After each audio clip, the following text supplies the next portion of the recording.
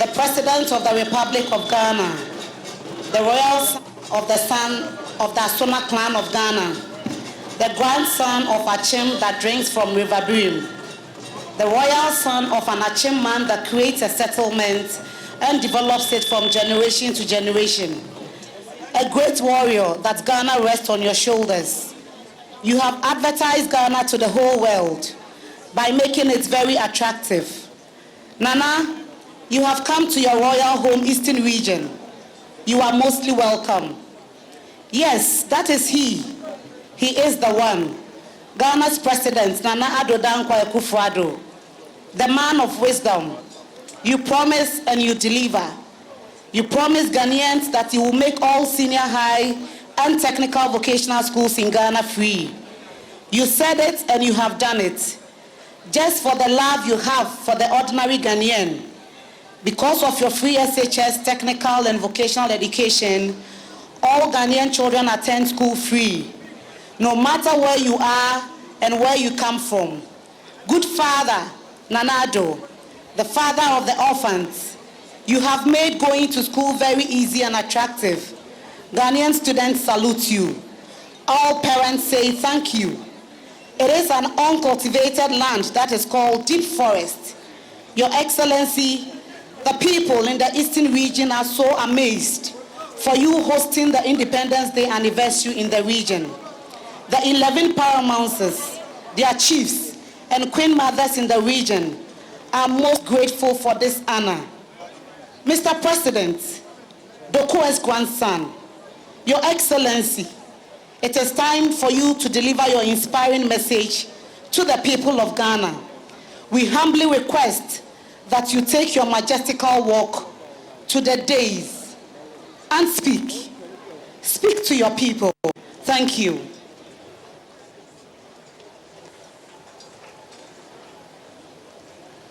Eminent clergy, Christian and Muslim,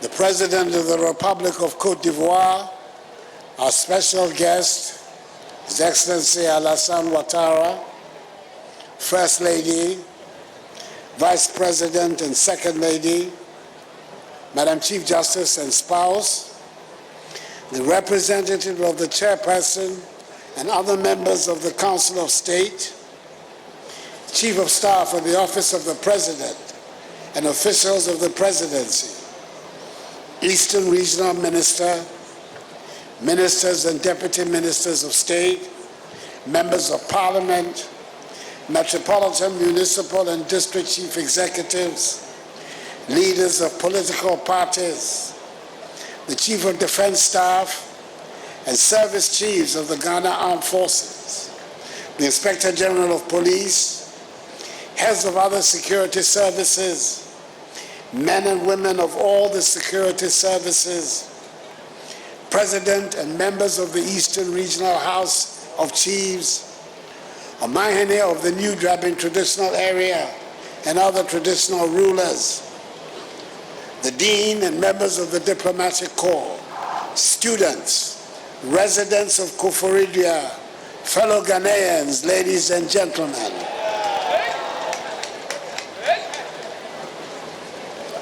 Fellow Ghanaians, let me start by welcoming our special guest of honor, the redoubtable president of our western neighbor, the Republic of Côte d'Ivoire, His Excellency Alassane Ouattara, to the formal celebrations of the 67th anniversary of Ghana's independence.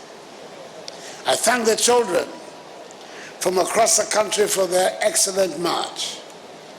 I thank the cultural troops from across the country on their magnificent display, which has showcased some of the best of Ghanaian culture. I thank the officers, men and women of the Ghana Armed Forces, the police service, and the other security services for their display of honor, pomp, and ceremony. And I thank them all for their willingness to put their lives on the line to secure the safety of our nation,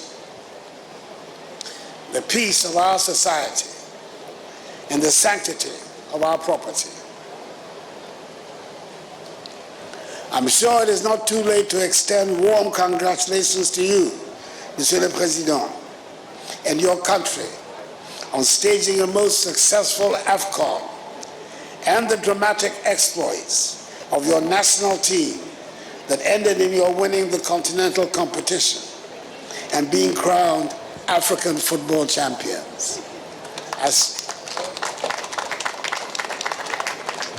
Sek's victory over Kotoko is in the same direction. Congratulations to you, to Côte d'Ivoire, and to the elephants. As we all can see, this year has begun with the victory of the elephants.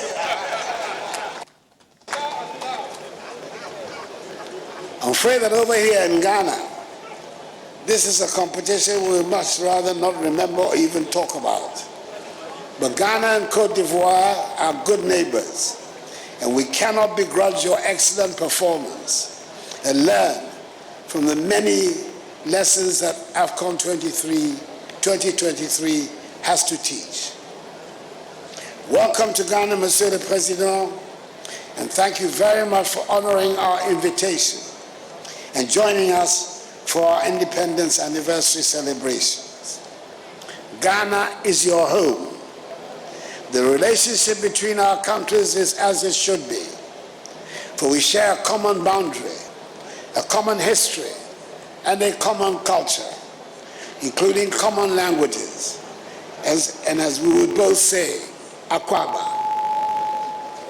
We're greatly honored by your presence, and we pay homage to your distinguished leadership, preeminent in the annals of contemporary Africa, which has brought your country back from the chaos of a painful civil war and its aftermath, back to the stability and prosperity that have been traditionally associated with Côte d'Ivoire. The strong bonds of friendship and cooperation that have existed during our respective tenures of office are evidenced by two key developments. First is the agreement for strategic partnership that was entered into by President Ouattara and I on 17th October 2017 during my first year at the presidency, which has paid off, especially in the cocoa sector, by enabling our two countries to coordinate our policies over cocoa, of which we are the world's biggest producers, accounting jointly for some 65% of global output. This has been of considerable benefit to our respective farmers, who have received the highest price per bag of cocoa in our respective histories. The other is the mature manner in which the maritime border dispute between our two countries was settled by the Maritime Court in Hamburg. The elevated stance of statesmanship shown by President Ouattara ensured that its result in Ghana's favor was peacefully accommodated by Côte d'Ivoire. Mr. President, we thank you very much. My dear compatriots, fellow Ghanaians, the theme chosen for this year's Independence Day celebrations is Our Democracy, Our Pride. And I welcome all of you to Akufo-Addo, the capital of the Eastern region, which is hosting the celebrations this year. The decision to rotate the scene of the national celebrations around the country, instead of staging them only in Accra, the nation's capital, has certainly turned out to be a welcome nation-building exercise that helps us to focus attention on a different region every year, and at the same time rallies the nation together in that region. Our host this year, the Eastern region, was very much at the center of the independence struggle of our country. It is home to 3 members of the Big Six of the United Gold Coast Convention, UGCC of blessed memory. The acknowledged founders of our nation, Joseph Boakai Dankwa, Edward Akufo-Addo, and William Ofori-Atta. Their love of politics, who seem to have continued into succeeding generations, with the son of one of them being the current president of our country. The other members of the Big Six were Emmanuel Obeche Bilanti, Ebenezer Akwaje, and Kwame Nkrumah, who together with George Alfred Pargrant, R.S. Blay, Kwabena Kessy, Francis Awona Williams, Ni Kwabena Boni, Boycott Hini, and others, were the successors of the early generation of nationalists, such as the members of the Aborigines Rights Protection Society. Their membership included Jacob Say, George Moore, Joseph Casely Hayford, John Mensah Saba, W.E.G.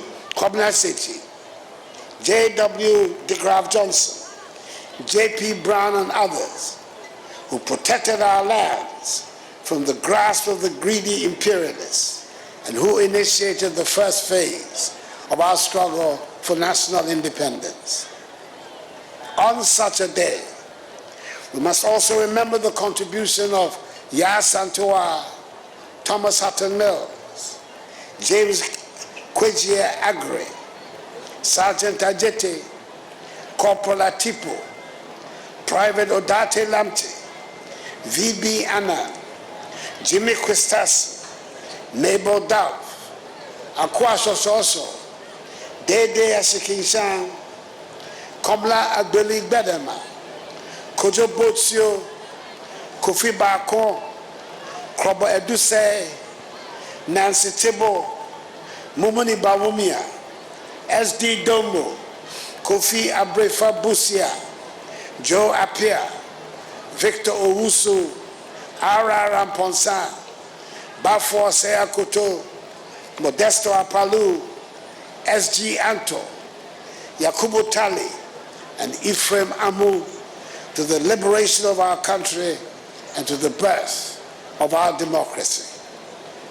The work of all these great patriots culminated in the immemorial words of our nation's first leader, Kwame Nkrumah, when he stated on the eve of 6 March 1957 that at long last the battle has ended. Ghana, your beloved country, is free, free forever.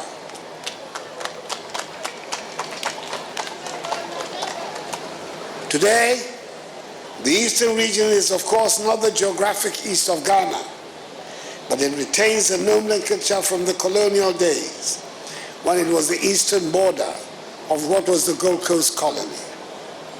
The region is the most heterogeneous in our country and a microcosm of Ghana, and home to the most diverse of peoples. Over the centuries, the region has attracted citizens from all parts of the country and beyond who come to work and find a welcome and lasting home. The attraction is obviously the abundant mineral resources and the rich and fertile soils. It is, after all, only a few kilometers from here that the first cocoa farm in the country was planted in 1895, some 129 years ago. And from there, the planting of cocoa spread to other parts of the country and became our leading cash crop. Indeed, Tetekwashi, an indigene of Mamponga Kwapim, here in the eastern region, brought back in the late 19th century the cocoa pod from Fernando Po, now Bioko in Equatorial Guinea, an act which led him and others to establish our nation's first commercial cocoa farms here in the eastern region. It is noteworthy that the hills and mountains of the region and the relatively cooler weather made it attractive to the European colonialists and missionaries whose footprints remain around the region. It is not surprising, therefore, that the region is home to many educational institutions, including the first middle school and first training college in the country, both in Akropong. The old and beautiful stone churches along the scenic mountain road of the Akwapim Hills remain an attraction. It must surely be as a result of Akwapim tree being the first Ghanaian language to have been written that the culture and mannerisms of the people became adopted in the formal recognition and rendition of Ghanaian culture. When we say it is a part of Ghanaian culture to be respectful in conversations, I dare say the source must be the legendary Akwapim insistence that even an insult must be preceded with a please. They remain the repository of the rules of proper behavior. It is here in the eastern region that we find the beautiful and intricate beadworks that are defining features of Ghanaian jewelry. The Krobos are the masters of the ancient art and have modernized it to make beads attractive not only to the old, but also to the present generation as well. The eastern region is also the home of the Kwaus, Ghana's unquestioned leading entrepreneurs, and an example to all of us of what private enterprise can achieve. It is furthermore the home of the Achims, the single biggest ethnic group in the region, who founded one of the most ancient states of Ghana's history, with an unbroken record of chiefly government dating from the 14th century till today. It is home too of the Akwamus, whose renowned military exploits extended to freeing Christiansborg Castle from the control of the Danish.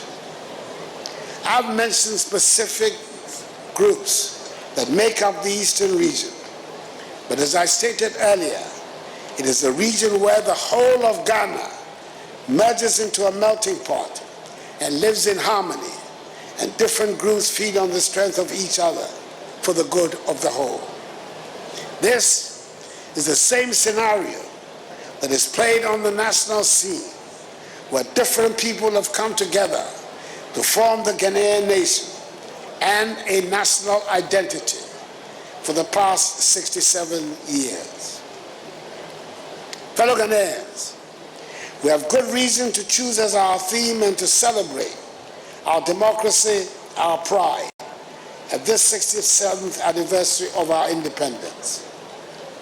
We are a democratic nation, and not every country can make such a claim. It is important to note that the democratic system of government we have today was not given to us at independence. More than 100 years of British rule had not prepared us in any way for democracy. There is nothing democratic about colonial rule, and whatever we have today, we have worked out for ourselves. All the defining elements of a democracy that are part of our governance architecture today, we have had to fabricate ourselves. Everything we know about elections today, and we know quite a bit, we have learned through hard practice, and in the past 31 years, we have been stable. We've not got a perfect system, but every time we've had elections during this Fourth Republic, it has been an improvement on the previous occasion. We have still a lot more to learn, especially when it comes to the tolerance of opposing views. But we also know that we dare not relapse, as there are many examples of countries that have disintegrated into chaos as a result of disputed elections. We know that technology is a useful tool that we must embrace to make the electoral process more transparent. But we are very much aware that technology also now makes it possible and easier for the deliberate manipulation and propagation of falsehood to influence public opinion. When it comes to free speech and a vigorous media as indicators of a working democracy, I believe we can say we are doing well. There's no danger of dissenting voices not being heard on any subject, even though we have still more work to do on elevating the quality of our public discourse. We take our disputes to the courts for adjudication and resolution, and the judicial system operates within agreed and acceptable rules. When we look around our neighborhood, we might be tempted to think that our work is done, but we Ghanaians have never been known to settle for mediocrity. We aim for the best in every field. We should compare ourselves with the best that there is and not settle for anything less. For as long as there is poverty and injustice anywhere in Ghana, our work is not done. On a day like this, we should pay homage, of course, as I have done to our forebears and the elders who fought for independence and worked through the years to establish all that we have to be proud of today. But our attitude should always be that there are better days ahead and work towards that instead of yearning for some bygone good old days. The greatest challenge remains the provision of good quality education to all of Ghana's children and young people. We have a lot to be proud of, but we have more work to do. I'm happy that through the implementation of the free senior high school policy, we're removing financial barriers to education, unlocking the potential of thousands of young Ghanaians, and laying the foundation for a brighter future for our country. This year, we have seen the highest ever enrollment of first-year students into senior high school in our nation's history. That is the figure of 503,000 students, a clear indication of the widespread embrace of the free senior high school policy. We should be able to offer every Ghanaian child the best education there can be. And having completed high school, our children should be equipped with skills that make them prepared to face the modern world. Our schools must prepare our children to be comfortable with science and technology, engineering and mathematics, and ready to compete in the modern economy. Fellow Ghanaians, there's more to preparing a child to face the world than what can be taught in a classroom. And there's certainly more to molding a Ghanaian child than what our hard-working teachers do every day. Too many parents have relinquished the entire responsibility of bringing up children to what happens in schools. I do not refer only to our music, dance, food, language, and fashion that form the basis of our cultural identity. I refer to the values that set us apart as Ghanaians. If we are to take pride in being Ghanaian, there should be a consensus on the values we hold dear, and we should transmit them to every generation. Fellow Ghanaians, I know that we have gone through difficult economic circumstances, but it is clear that we have overcome the worst, and we are looking forward to better times. I wish to make reference in particular to two projects coming on stream that should make a great difference to the economic fortunes of our country.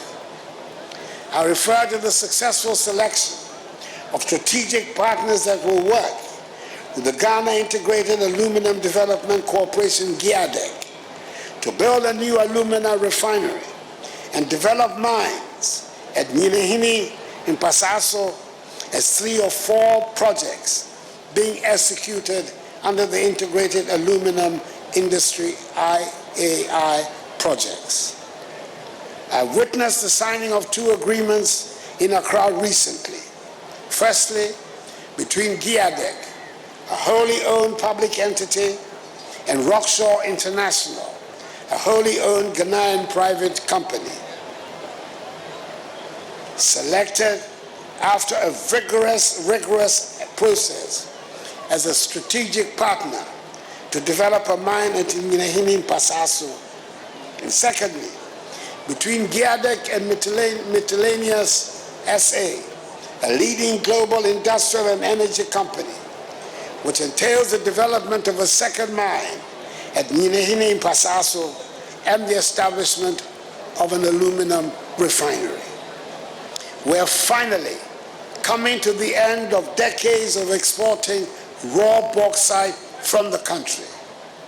We shall now refine bauxite mined in Ghana to produce alumina that will feed the Valco smelter and the downstream aluminum industry, which is going to have a dramatic impact on Ghanaian industrialization, where we produce parts for motor vehicles, aircrafts, roofing sheets, and household utensils. It has taken a long time for us to get to this stage. We've taken the trouble to make sure that we get it right.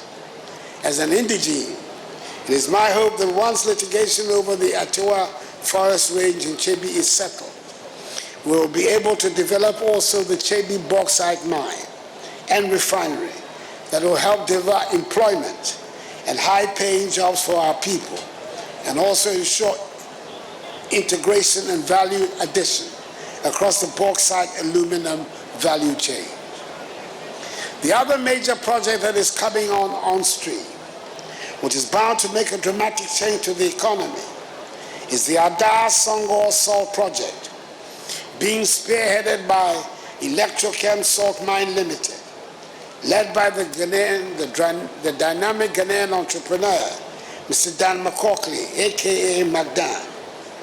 After many years of disputes which prevented the exploitation of salt at the site, work has finally started, and salt will be mined on a large commercial scale. With its initial ability to produce some 650,000 metric tons of salt per annum, and expanding its productive capacity to 1 million metric tons this year, and to 2 million metric tons by 2027, at 99.9% purity, the Electrical Salt Mine will be the biggest salt producing facility in the whole of Africa. These are figures that should spell a significant change in the economy and cheer us up.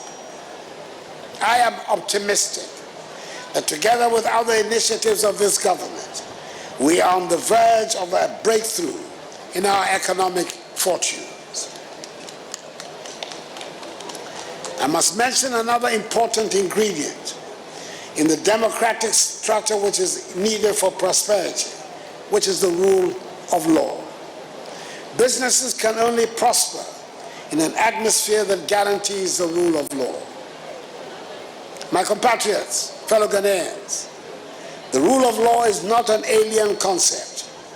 It is not something that can be applied selectively.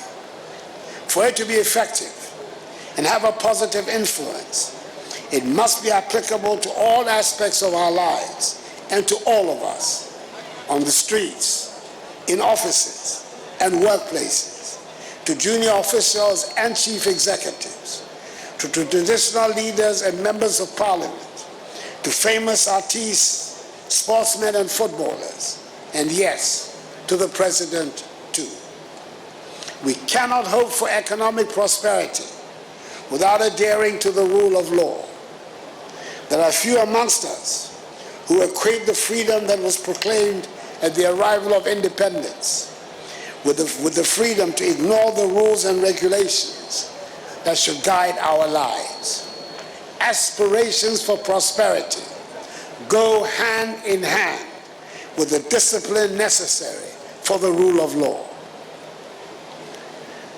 Fellow Ghanaians, on the day we celebrate our nationhood, we cannot and should not leave out a reference to the physical state of the land that constitutes Ghana.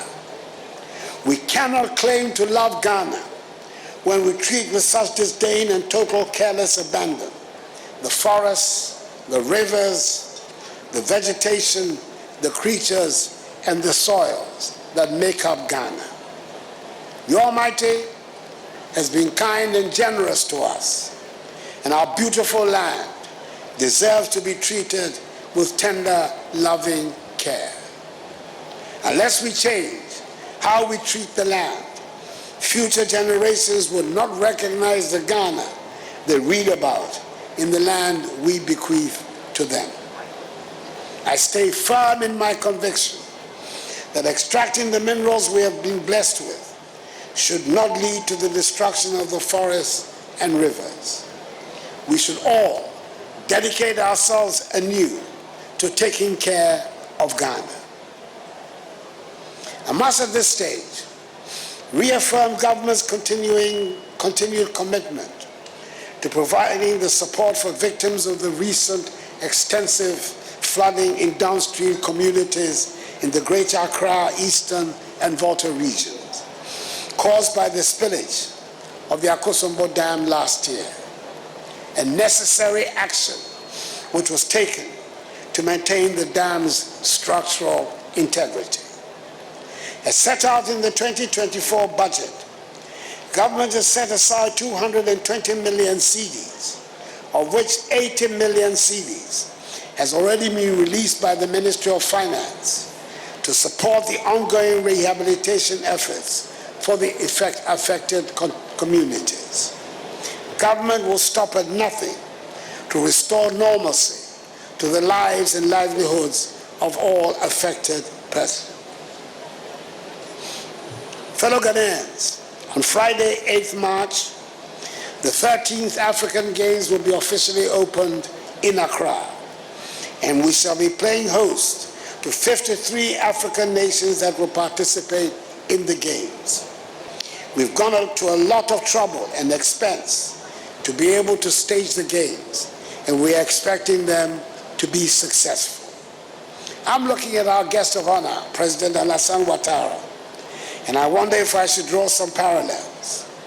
He has also just staged the AFCON 2023, which was postponed to 2024, instead of the scheduled 2023. The Games here too should have been held in 2023, but were postponed to 2024. Football tends to attract more attention, and therefore the AFCON in Côte d'Ivoire dominated the headlines for the 1 month it took place. The Ivorian national team, their elephants, defied all odds and won the competition. I am not promising a Ghana clean sweep of track and field. That would be a miracle. But I'm promising a happy and exciting month for all our visitors. We in Ghana know how to set the lead. We did it in 1957, when we were the first African nation in sub-Saharan Africa to gain independence from colonial bondage. We have got other firsts with doubtful boasts, but we have always managed to get out of difficult situations with amazing grace. We owe it to ourselves and to the rest of Africa to be that shining black star. We owe it to ourselves and to the rest of Africa to continue to have a democracy of which we can be proud. And we owe it to ourselves and to the rest of Africa to be a prosperous nation. And we are getting there, and we shall get there. Happy 67th Day Independence Day celebration to all of us. And may God bless all of us in our homeland, Ghana, and make her great and strong. I thank you for your attention. That was the 67th Independence Anniversary Address by the President of the Republic of Ghana and Commander-in-Chief of the Ghana Armed Forces. Thank you, Mr. President.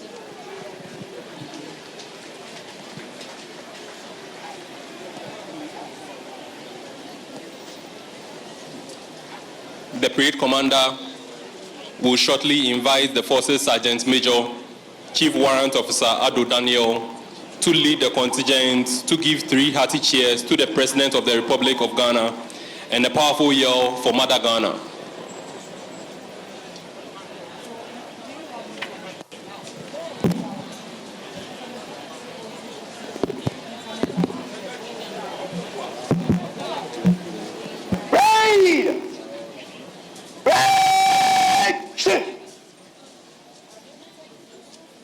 Forces Sergeant Major, to the front. Chief Warrant Officer Addo Daniel was born to Mr. Addo Kwesi Efriye and Madam Janet Ofosu here in the Eastern region. He attended in Kwanta Secondary School in the Oti region for his O-level certificate. He holds Bachelor of Science and Master of Arts degrees from the University of Professional Studies.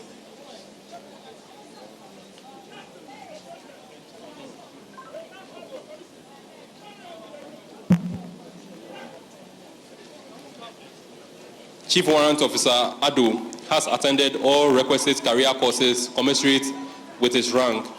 He also holds a diploma in American language course from the Defense Language Institute in San Antonio, Texas.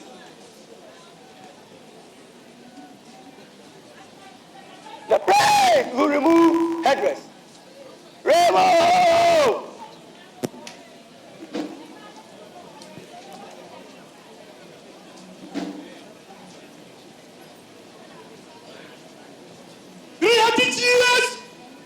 The review officer, the president, and the commander-in-chief of the Ghana Armed Forces, Nana Addo Dankwa Akufo-Addo. Chabai! Hey!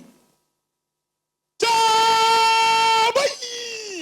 Hey! Cha! Bai! Hey! Asa! Yay!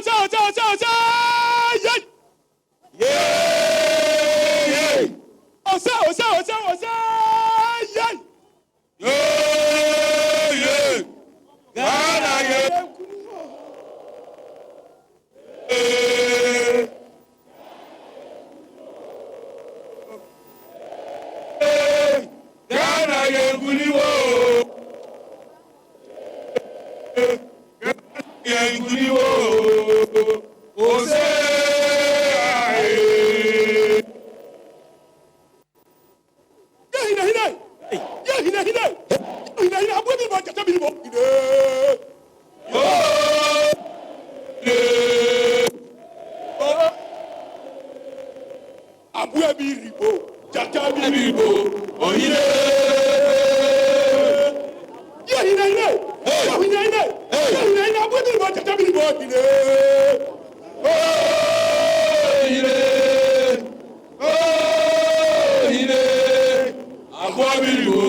Katabirigo,